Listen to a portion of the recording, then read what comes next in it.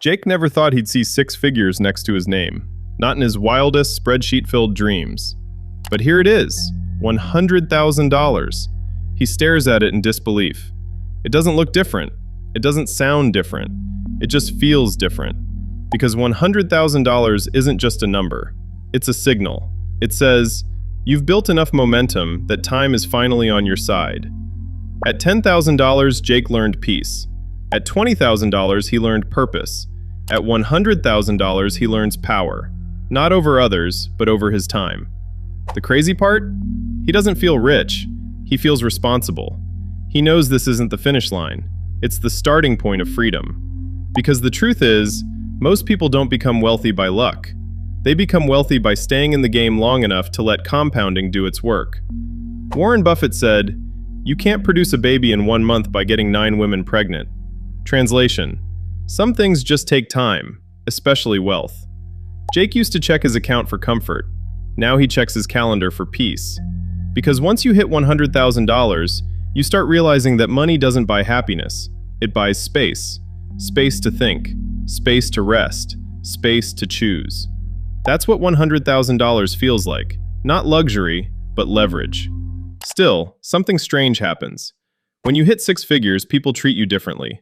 Friends ask for advice. Family asks for help. Marketers suddenly think you need more. Of everything. Jake starts to feel pressure again. To make his money work harder. To upgrade his life. To act successful. But deep down, he knows better.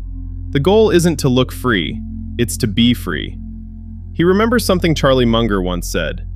The big money is not in the buying and the selling, but in the waiting. So Jake waits. He lets his investments keep compounding. He doesn't chase bigger paychecks. He builds better systems. Because when you hit $100,000, your mindset shifts from, how do I make more, to how do I make this last forever? That's the difference between money and wealth. Money is numbers. Wealth is endurance. To stay grounded, Jake sets a framework. 5 practical rules for the $100,000 stage, so he doesn't lose himself chasing what he already has. Freedom. 1. Protect before you multiply. Everyone wants to grow fast at this stage, but Jake learns that protection comes before expansion. He builds a defense fund, 6 months of expenses in a high-yield savings account. He increases his insurance coverage. He updates passwords, sets up 2-factor authentication, and tracks every account in one dashboard. Because what's the point of growing money if you can't guard it? True investors don't just chase gains, they minimize damage. Morgan Housel said, "The most important part of every plan is planning on the plan not going according to plan." Jake plans for both. 2. Diversify intelligently. At $10,000, you save. At $20,000, you start investing. At $100,000, you diversify. Jake splits his assets intentionally.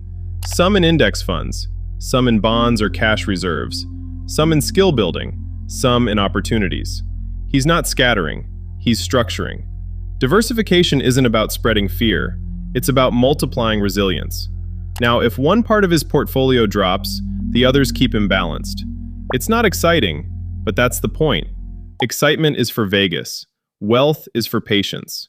3. Build cash flow skills. Jake realizes something most people never do. At $100,000, your best investment might not be the market, it's you.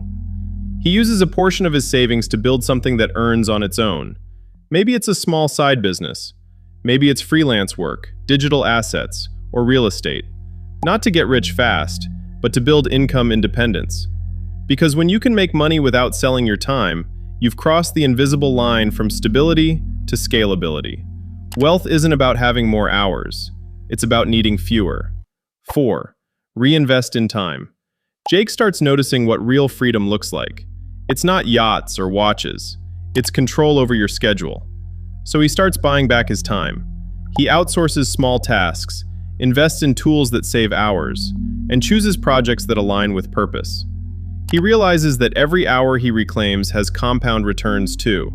Not in dollars, but in energy. Money well spent gives you time. Time well used gives you life.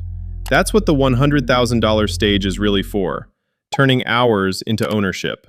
5. Define enough. Here's the part nobody tells you about success. If you don't define enough, you'll never feel it. Jake sets a goalpost and then promises himself he won't move it every year. He writes down what enough looks like: a certain income, savings target, lifestyle simplicity, and flexibility. Once he defines it, everything else becomes noise. He doesn't compare anymore. He doesn't chase status. He chases satisfaction. Because the most underrated skill in finance is knowing when to stop upgrading and start enjoying. As months pass, Jake notices something new.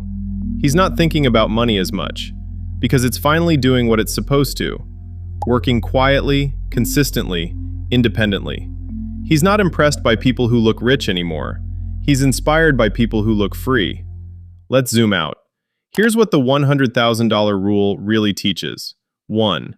The first $10,000 gives peace. 2. The next $10,000 gives purpose. 3. $100,000 gives perspective. It's not about getting more, it's about needing less. The more Jake learns, the less he wants things. The more he values time.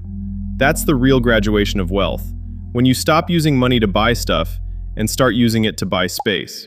Warren Buffett once said, "Do not save what is left after spending. Spend what is left after saving." Jake finally gets it. Money isn't about accumulation, it's about alignment.